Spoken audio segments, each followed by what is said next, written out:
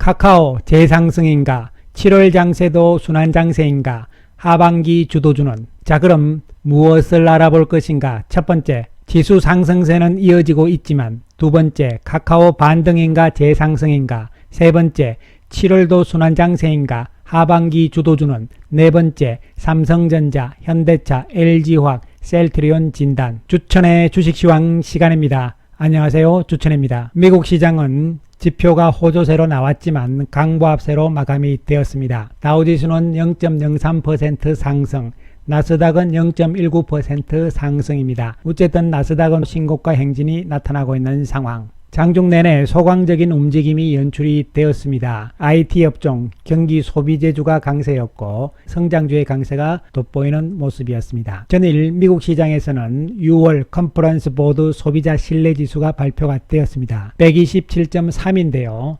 지난달보다 높은 수치, 그리고 예상치보다 높은 수치가 나왔죠. 소비자 신뢰지수는 뭔 이야기냐 하면은 국민들, 소비자들한테 여론조사를 하는 거예요. 어디서? 컨퍼런스 보드라는 회사에서 여론조사를 해가지고 어떻게 생각하느냐, 앞으로 경기가 좋아질 것이냐 나빠질 것인가, 이것을 여론조사를 해서 그 결과치를 수치화한 것이죠. 그러니까 일반 국민들, 소비자들이 볼 때 앞으로 경기를 어떻게 볼 것이냐, 이런 부분으로 이해를 하시면 되겠습니다. 이 숫자는 당연히 높을수록 좋은 것이죠. 하지만 S&P, 나스닥의 사상 최고치에 따른 부담감은 어느 정도 미국 시장도 작용한 것으로 해석을 할 수가 있겠습니다. 추세적인 측면에서의 미국 시장의 강세는 지속될 것으로 예상이 됩니다. 우리 시장은 코스피 지수 0.30% 상승, 코스닥 지수는 0.73% 상승이죠. 최근 연이틀 코스닥 지수의 상승세가 상대적으로 강하게 나오는 상황입니다. 이것은 시장이 전반적으로 순환매를 돌면서 전체적인 분위기는 사실적으로 소강 분위기잖아요. 이러한 상황에서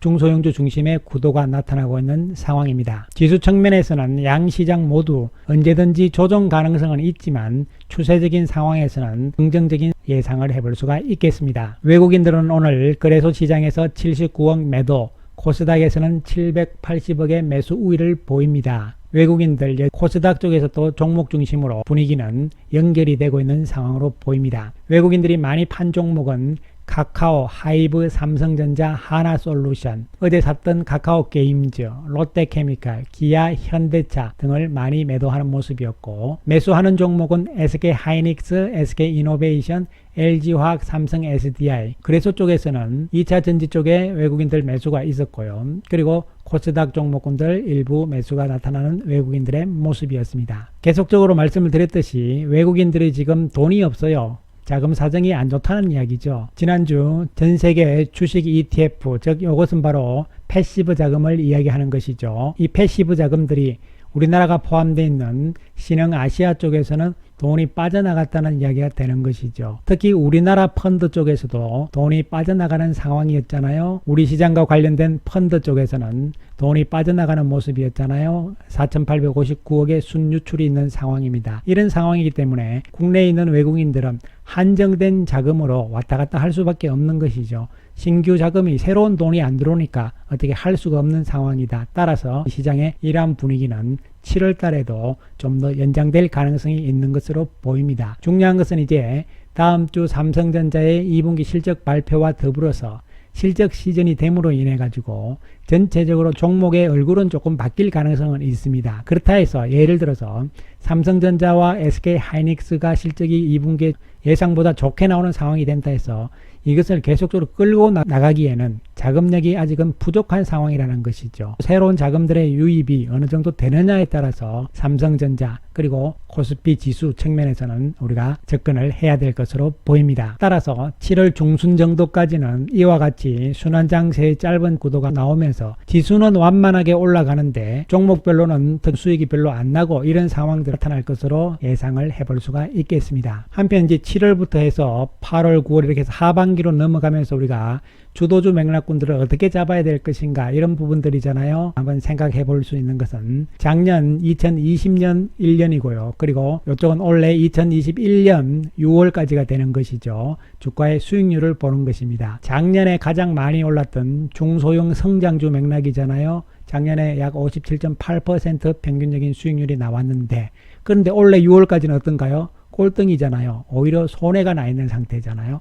따라서 중소형주 중심의 코스닥이 움직이는 상황들이 바로 이와 같은 맥락이죠. 작년에 워낙 올랐고 이에 따라서 올해는 많이 빠진 상황이기 때문에 올라오는 과정이다, 이렇게 볼 수가 있는 것이고, 또 작년에 두 번째로 많이 올랐던 대형 성장주 맥락군들 역시 마찬가지죠. 6월까지 상승률이 7.7%밖에 안 됩니다. 이런 상황이고, 반대로 작년에 못 올랐던 가치주 쪽의 중소형 가치주들이 6월 때까지 올해 들어서는 많이 올랐잖아요.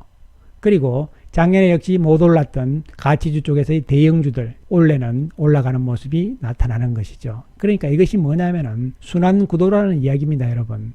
작년에 많이 올랐던 쪽이 6월 달까지 못 올랐기 때문에 이제부터 서서히, 왜냐? 워낙 싸졌다는 이야기가 되는 것이죠. 그 다음에 올 초에 6월까지 올라버린 상황이라는 것이죠. 이에 따라서 이제 2021년 올해는 앞으로도 실적이 계속 좋아진다, 이런 측면이기 때문에 중소형 가치주들도 그리고 대형 가치주들도 같이 올라가게 돼 있습니다. 그런데 상대적으로 봤을 때는 그동안 오랫동안 조정을 받고 쉬었던 쪽에서 물론 실적이 다 좋다는 측면을 가정을 했을 때 오히려 더 유리한 상황들이 나올 가능성이 있다는 측면을 염두에 두실 필요성이 있다는 이야기죠. 이에 따라서 큰 흐름으로 볼 때는 지금 성장주, 경기주, 또 가치주, 정상화주 이런 개념이잖아요. 이러한 부분들보다는 역시 실적 측면이라는 것이죠. 성장주라 해서 실적이 안 되면은 힘들다는 이야기고, 또 경기주라든가 정상화주, 이쪽도 가치주잖아요. 이쪽에서도 실적이 기저효과 이상 실적이 좋아지는 상황이라면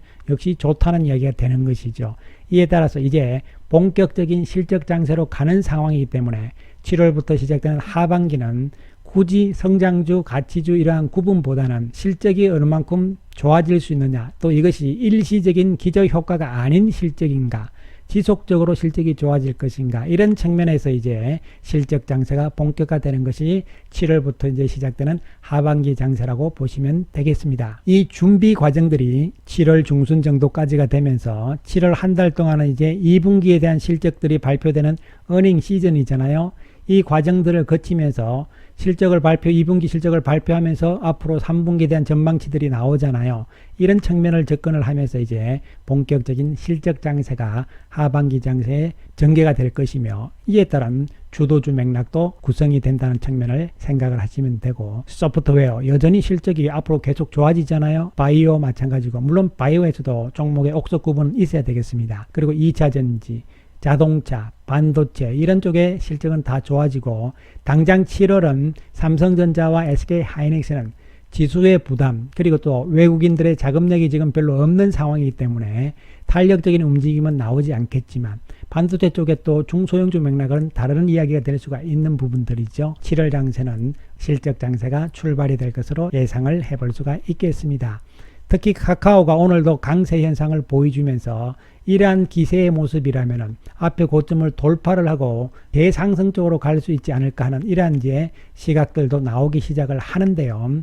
그러나 단기적인 측면으로 봤을 때는 앞에 고점에서의 저항은 분명히 있는 상황으로 해석을 해야 될 것이며, 외국인들의 움직임에 주목을 할 필요성이 있고, 최근 외국인들의 매도 움직임, 특히 강도 측면을 좀 봐야 될 것이며, 공매도 부분도 역시 체크를 할 필요성이 있다는 것이죠. 시세가 많이 나온 상태이기 때문에 조정 가능성은 항상 있다는 측면이기 때문에 우리가 공격적인 전략은 부담스러운 상황으로 해석을 할 수가 있겠습니다. 한편 삼성전자는 어제 이어서 오늘도 조정 양상이 연출이 됩니다. 외국인들이 374억 매도를 하는 모습이었고요. 삼성전자도 저점을 높여주는 상황이 나오면서 속도는 조금 더딜 수 있겠지만 가격 측면에서는 여기서는 부담 없는 가격대라는 측면에서 접근이 필요해 보이고, 현대차 마찬가지입니다. 실적 측면에서도 하반기 기대될 수 있는 쪽이 현대차다, 이런 측면에서 접근이 될 수 있고요. LG화학은 분사 앞둔 상황이기 때문에 그 이전에 한번 주가의 움직임은 나올 가능성이 있다고 언급을 드린 바가 있습니다. 분사 일정과 맞춰서 대응이 필요하다고 말씀을 드리겠습니다. 한편 셀트리온은 오늘 호재가 나왔음에도 불구하고 주가가 크게 오르지 못하는 상황이 연출이 됩니다. 셀트리온에 대해서는 오늘자 셀트리온 영상을 보시기 바라겠습니다. 시장 전반적으로 7월 장세 역시 중순 정도까지는 현재와 비슷한 순환 구도 속에서의 혼조 장세가 예상이 되는 상황이고, 그 이후 시간이 지나면서 실적 장세로 넘어가는 과정들 속에서 주도주들이 하나씩 나와주면서 그러한 상황들은 7월 말로 갈수록 가능성이 있지 않을까, 이렇게 판단을 해볼 수가 있고, 단기적인 측면에서는 지수는 큰 문제 없는 완만한 상승이 나올 수 있겠지만 종목별로는 만만치 않은 상황이다, 이러한 측면에서 접근을 해나가 주시기 바라겠습니다. 감사합니다.